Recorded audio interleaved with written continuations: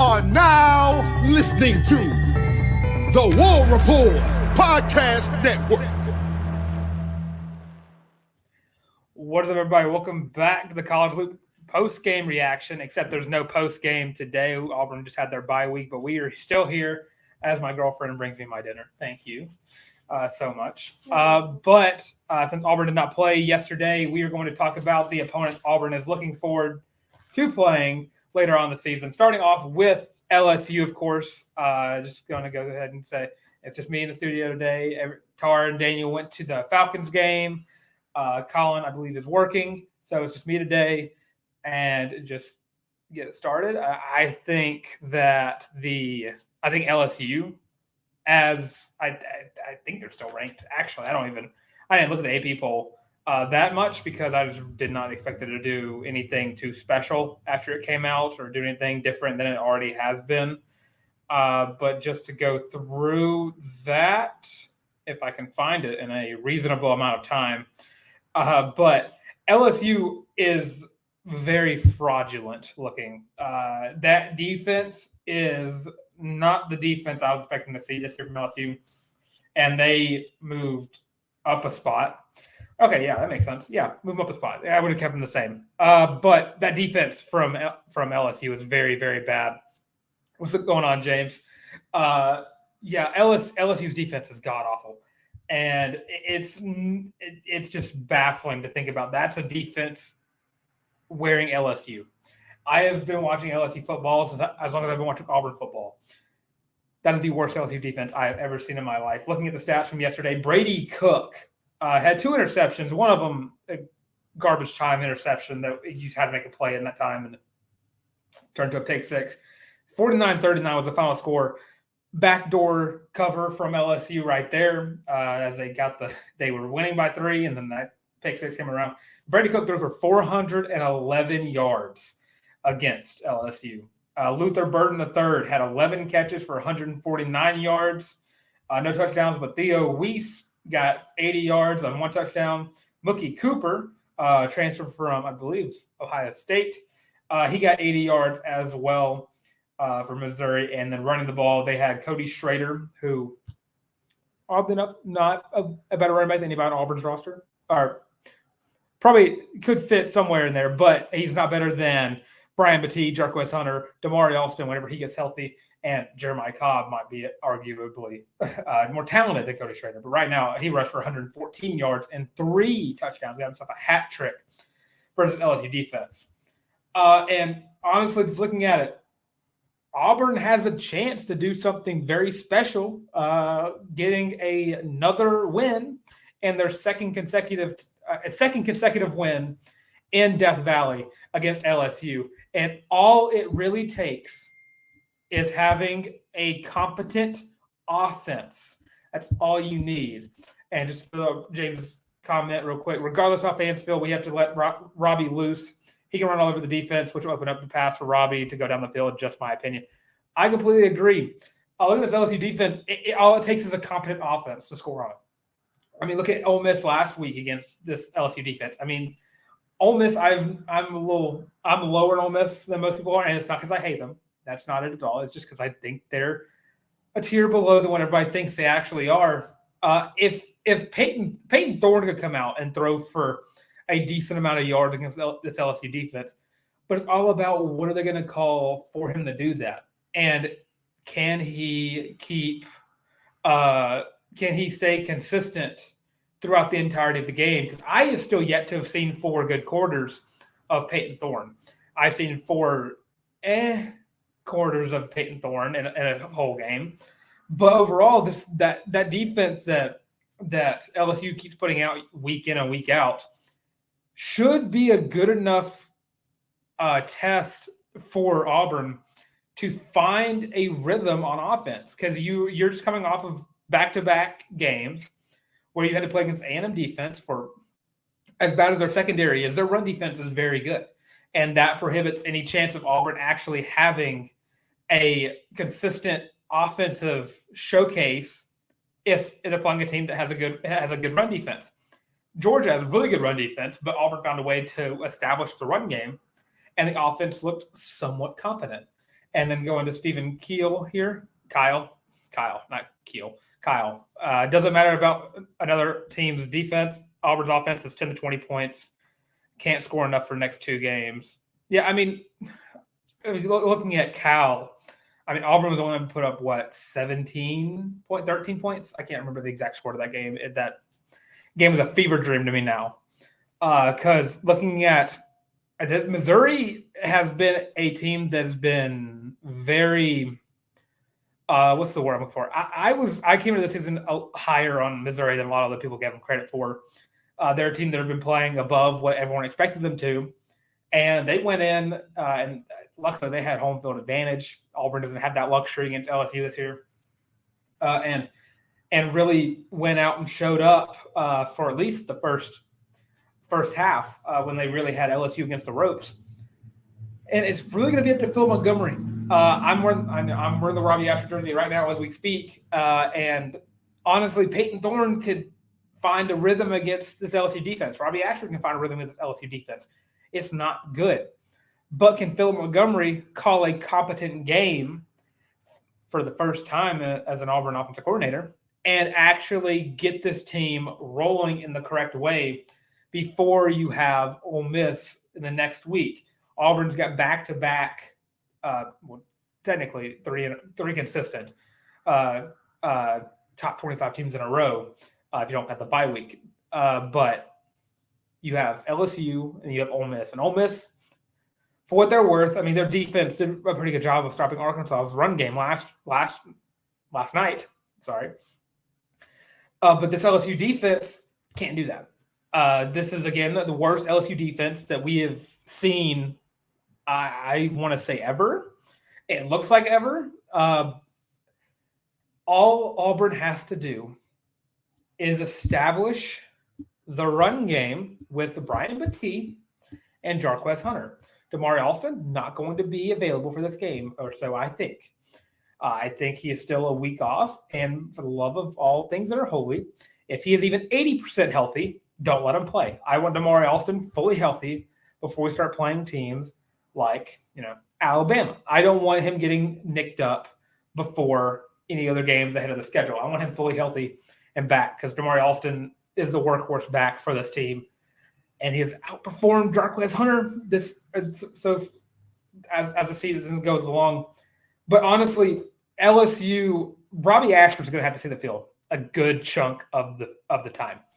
Robbie Ashford is going to have to be utilized, and I know I'm going to get some flack from that. I don't think if Robbie is not going to start, he should at least get, I want to say, 15, 20 plays against LSU. Because for as bad as this Auburn offense has looked, LSU's defense is worse tenfold. And that's what the facts say. That's what the stats say. And just go to Mike McKinney. If you play Robbie, you win. Thorne is not the answer if he hasn't grasped it by now. I agree. I mean, this is also me being a big Robbie Ashford truther. And I just see Charles Allen's comment. Where did I get the jersey? I got it from the team shop. And this is not an ad. This is a completely free thing. I'm not being paid by them to do this. I went to the Auburn team shop, the new one that just opened on College. And they actually had an Ashford, Thorne, I think Jarquez, and a Jay Fair jersey all available. And they posted it on social media.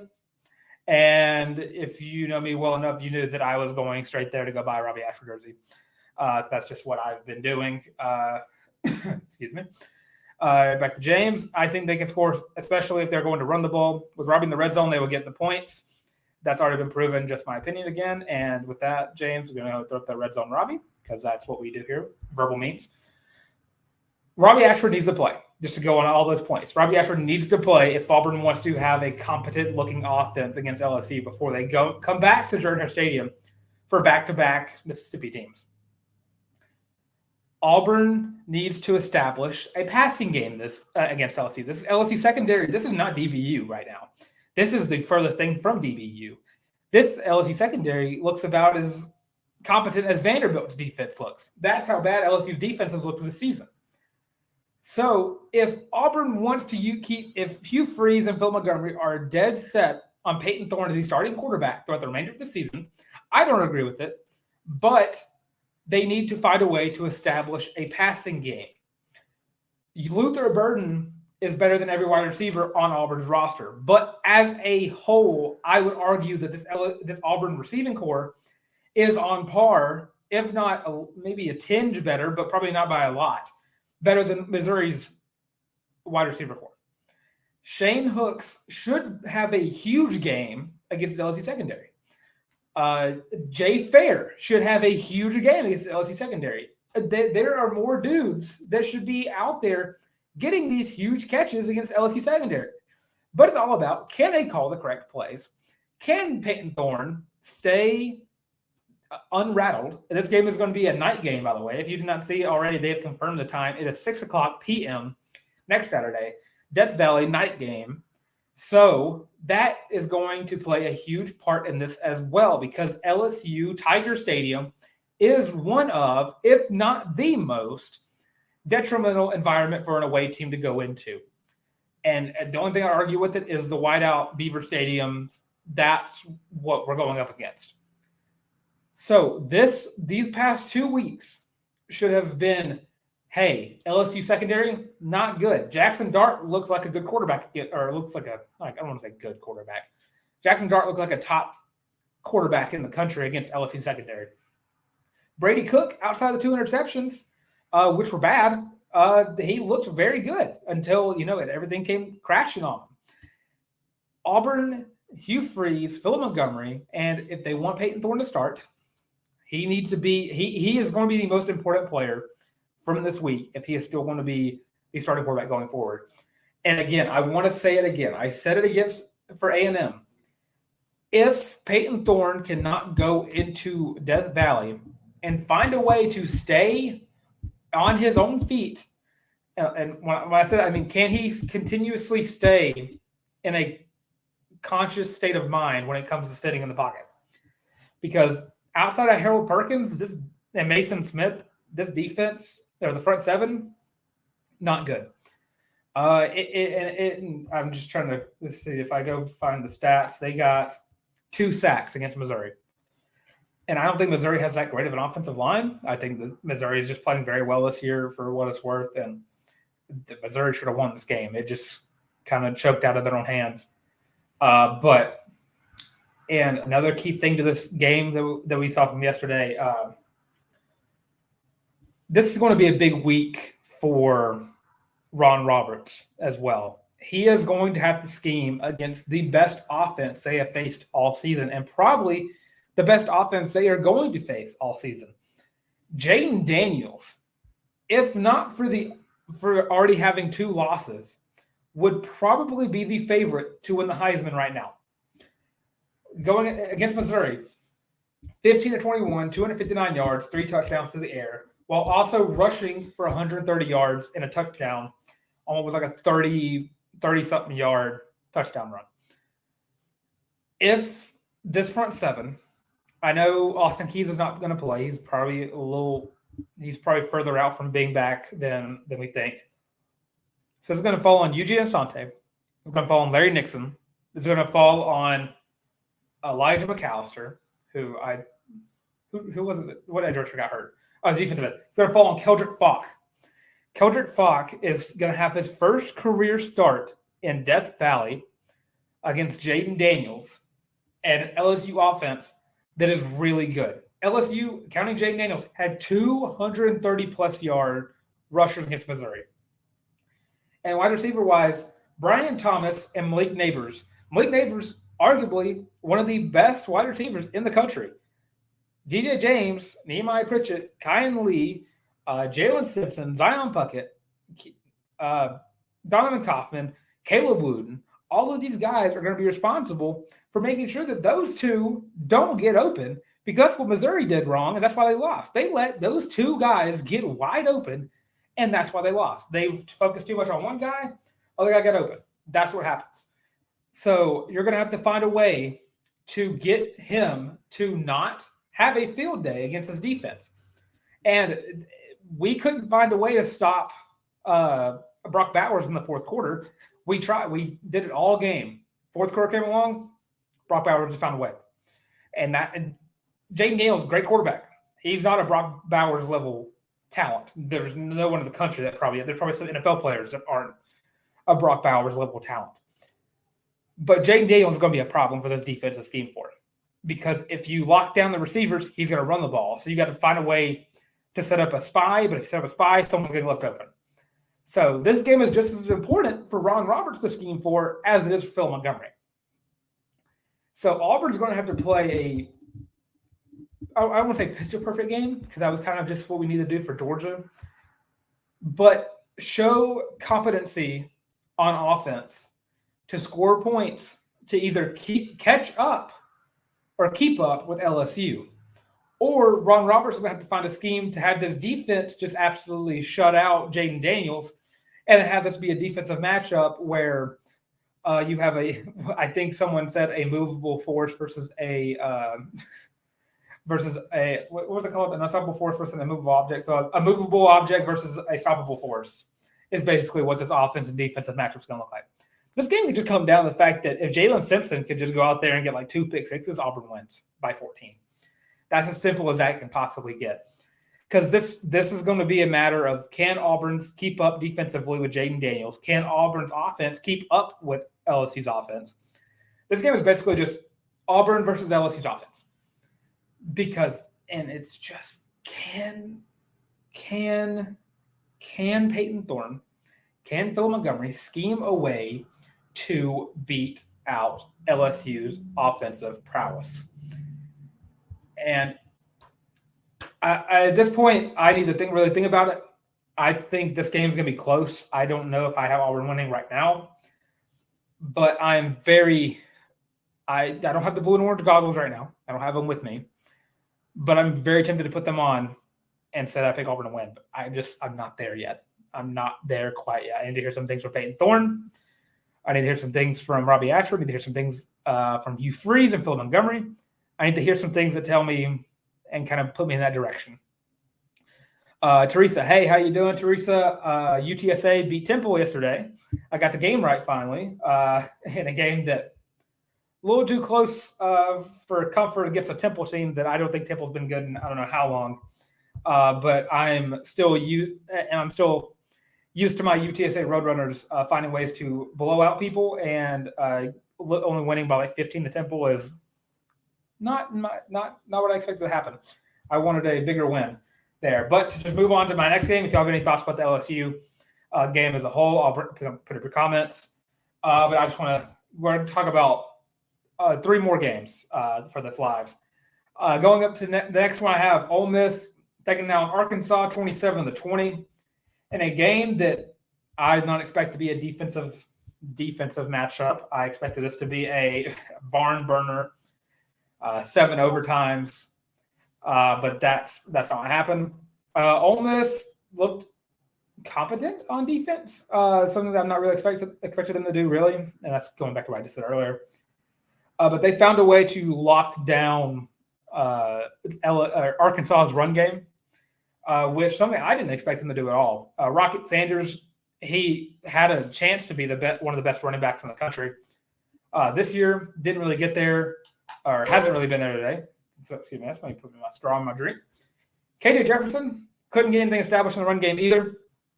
And I got to be honest, if I were to rank the West teams right now, Mississippi State has it locked at the 7th spot. Arkansas, I think, is the 6th. And that's even me saying it being as much of a pessimist as I possibly can against Auburn. I don't think this Arkansas team is good at all. Like Stephen Kyle just said, Arkansas line bad.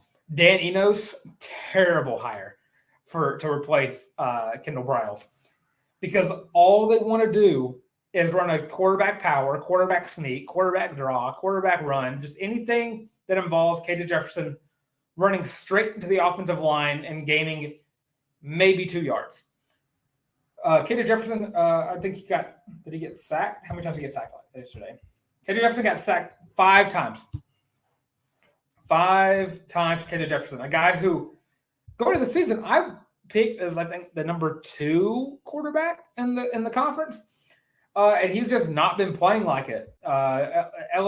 Arkansas's offense has just looked bad. You're welcome, Charles. And looking at it, Sam Pittman has lost the security of his job that most Arkansas fans have in a guy who can get them to a bowl eligibility. And I say this all the time. The worst thing that can happen in the first year of a head coach is, let's say, premature success. That's the worst thing that can happen to a first-year head coach is premature success. Because once you get to that level, you start to feel the weight of expectations. And that's what Sam Pittman is dealing with. That's what Ed Orgeron dealt with. That's what Gus Malzahn dealt with. And I got in trouble all the time for saying this. And I was like, whenever Hugh Freeze got hired, I said this. I didn't say it on air, I don't think. Whenever the potato guy got hired, I said the same thing. I don't want to have a guy who's going to come into Auburn right away and win 10, 11, 12 games because that raises expectations. I want it to happen as a fan. I would love it to happen. I would want it to happen every year. But it can ruin the I don't want to say validity. It can ruin the just expectations of a fan base. Because now you have Arkansas fans who are now ready to skewer Sam Pittman, who also just got bullied off of Twitter like 2 weeks ago, because he is not doing what he has been doing for the past 2 years now. I think last year I think he got seven wins, and they were happy. They were like, "Hey, we got back-to-back years of a bowl game," but now they're losing to Ole Miss, losing to BYU, losing to A&M like they did. Arkansas is probably on the verge of firing Sam Pittman because of this, and the defense hasn't been playing much better either. They've had games where they looked good or at least decent, but I say that looking back at their schedule, they have not. Last 4 games, they've given up 38, 34, 34, and 27. So over that stretch, they've been giving up around 32 points a game, if my math precedes me. That's not good. You don't want to do that. And Teresa just by Ole Miss's defense, how many sacks do we get against Ole Miss? Or against Arkansas? That's where I could probably answer that question, but I just need to know which team you're referring to. If it's Ole Miss, I want to say we probably get, I want to say 2 sacks against Ole Miss. Arkansas, I think Auburn can find a way to finally establish a front 7 and a pass rush a little late in the season than I want to. Mississippi State, I refrain from that statement now because Mississippi State and Vanderbilt, I think, before Arkansas. I think Auburn can find a way to get like 4-ish sacks. I just don't think this defensive line is what we thought it could be right off the bat. Because right now people are double teaming Marcus Harris. Jason Jones is playing more of a run stuffing nose tackle than he is a pass rushing defensive tackle. Elijah McAllister has had games where he's looked really good and got to the quarterback, got pressure, never really getting those sacks that you want. I don't know where Keldrick Falk is right now. He has played very well, but he's not on the stat sheet very much. But I do think that if Auburn can get pressure on the quarterback enough, I think that find a way to get like 2 sacks against Ole Miss, find a way to get like 4 sacks against Arkansas. And because right now I think Auburn is locked in at least 5th in the West. At the bare minimum, Auburn is locked down 5th in the West. I think Arkansas and Mississippi State are the 2 worst teams in the Western Conference in the last year of the conferences, or of the divisions. And then you have Vanderbilt, who is securing the spot at the bottom of the SEC as a whole. But Ole Miss offensively doesn't look all that great. I'm not that high on Jackson Dart. I understand the argument that he is a decent quarterback. and he does what he needs to do as a quarterback needs to do. But he's not done it consistently enough for me to say that he is a utter threat to a defense. I think Auburn's defense, out of the 4 teams we've already talked about, between LSU, Missouri, Ole Miss, and Arkansas, Auburn has the best defense out of all 4 of those, or out of all 5 of them. Auburn can find a way to lock down this Arkansas offense. They've lacked to find a run game against a competent team, against a competent defense, I believe. I forgot how many rushing yards they had against LSU last week. But that would be Quinshon Judkins having 177 yards against LSU defense. That kind of goes into what I just said. Auburn can find a way to lock down this Ole Miss offense. And it starts with just forcing Jackson Dart to throw the ball. If Auburn can scheme around Ulysses Bentley and Quinshon Judkins, find a way to lock them down and lock down the run game as a whole, Auburn can beat Ole Miss strictly just by forcing Jackson Dart to have to make those plays through the air. Because he has had instances, it was last year mostly, and this year I don't think he's been as bad about it. I think it's just because Ole Miss had a very easy schedule to start off the season, especially against defenses. I think if Auburn can force Jackson Dart to kind of prove that he's developed, I think that would start making him make those mistakes and, letting Jalen Simpson and DJ James do what they do best, and that's making quarterbacks pay for throwing their way. And Stephen Cox completely agreed. You have to get pressure on him, and that's where that begins. You have to find a way to lock down the run game. You have to figure out a way to get pressure on the quarterback, and overall, just got to play good defense all the way through. And that's exactly what you want to do against Ole Miss. Probably one of the I don't know where they rank, but definitely one of the upper level offenses because of Lane Kiffin, and just because he recruits the portal so well. But Ole Miss does have a bye week this week, so they do get a chance to watch us play against LSU and then kind of scheme for us then. Really don't know how much they can really scheme against Peyton Thorne. Really just think it's just let Phil Montgomery scheme for him, and then that'll be what happens. But yeah, any more thoughts on that game? And I'll come back to it. Let's see, going into just another game, I just want to touch this game. I'm going to let it be. Just so everyone's aware, you didn't watch the game. Georgia absolutely demolished Kentucky. I picked Kentucky to cover that game. I was dead wrong. Georgia looked like the number 1 team in the country for the first time this year.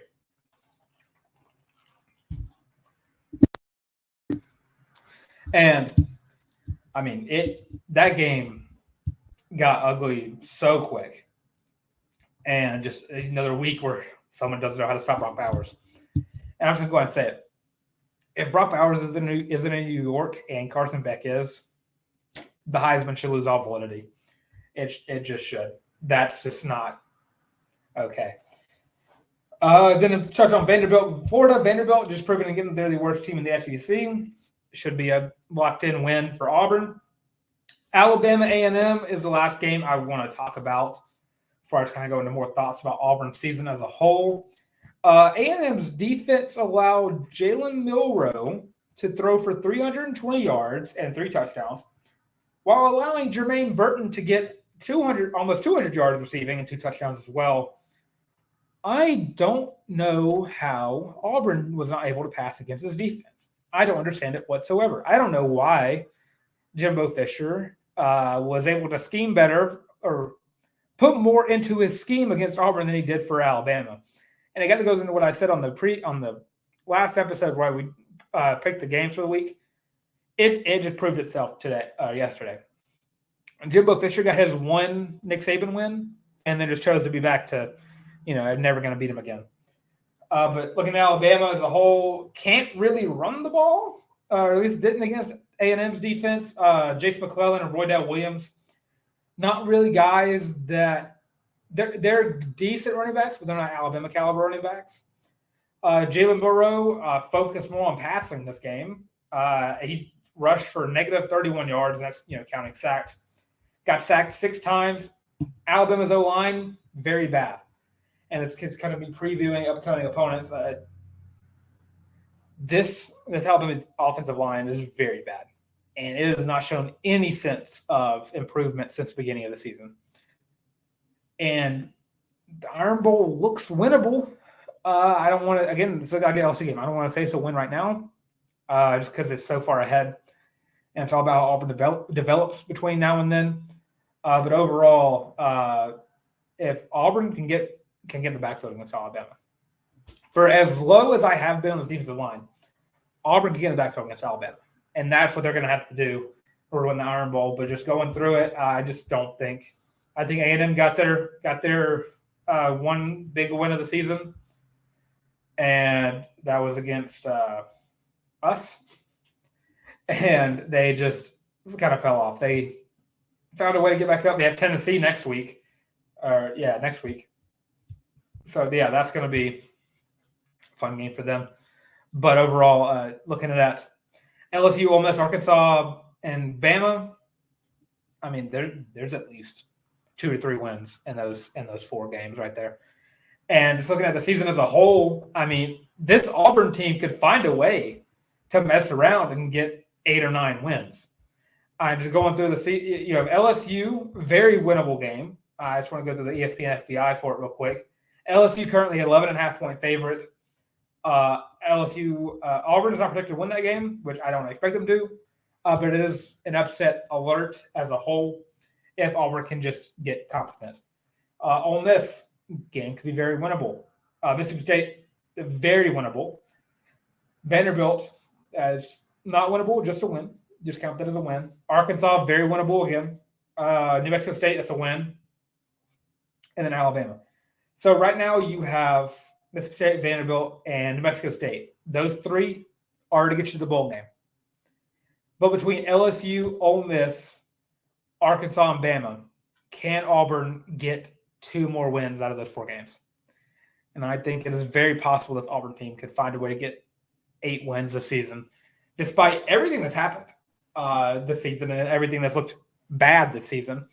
Auburn can find a way to get 8 wins, and I'm fairly confident in that right now. I know early on in the season I was a little too confident, picked Auburn to go 10-2. That was the goggles doing it to me, not really my brain. But yeah, I'll kind of leave some dead air for y'all to put any comments up. And if not, I'll just end the show there. And I don't really see. I'm just looking at the schedule. I'm trying to convince myself that Auburn can just win the rest of these games. Go 10-2. I mean, it could happen. 10 games is in the air. I don't know if it's very plausible, but it's up for grabs. But so you got no comments coming in, so I'll end the show there. Before I let y'all go, just let y'all know that we have merch. We have a shirt, the Feeling Loopy shirt, on sale, $25 on warport.com. If you don't want to type that in, if you want to go search it up yourself, it's in the description below at the warport.com. Go to the merch shop, and the Feeling Loopy shirt is on the first page. So get you one today. And if you do get one, post a little picture of yourself with the hashtag Feeling Loopy. We'll find you. We'll put it up on the show. We'll put it up on the live stream. Make sure you show love. We'll show love to you because you show love to us. And that's as simple as it can possibly get. And, of course, to also show some support to us.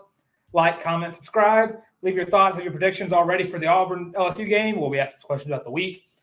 So, overall, just kind of let us know where exactly you stand on that game right now. And then, Teresa, stupid question. But if we win 10 games, that Hugh is in the same position of being too good and expectations after go up, yes. That goes back. I don't want it to happen as an analyst because I just know it just messes up the psyche of everybody. But as a fan, I would love it to happen. It's a mental tug of war that goes along with just being a fan of a team. But yeah, of course, I'm Dylan Larck at YouBulletTank on Twitter /X /eReaderX. I messed up. I did Daniel. It's just right there. And of course, if you want to follow us here on the College Loop, you have us literally everywhere at the College Loop on Twitter, X, TikTok, Facebook, Instagram, the works. If you're tired of seeing our faces, completely understand. Tarr's not here, but if he was here, you'd completely understand why you should just go listen to the audio as well. It's on Spotify, Apple Podcasts, Google Podcasts, Amazon Music. Can't wait for the next episode. We've got more softball to talk about. Some volleyball with volleyball beat Florida in Gainesville. So we're going to be talking about that a lot tomorrow. And, of course, with everything being said, this has been the College Loop, quote-unquote, post-game reaction show.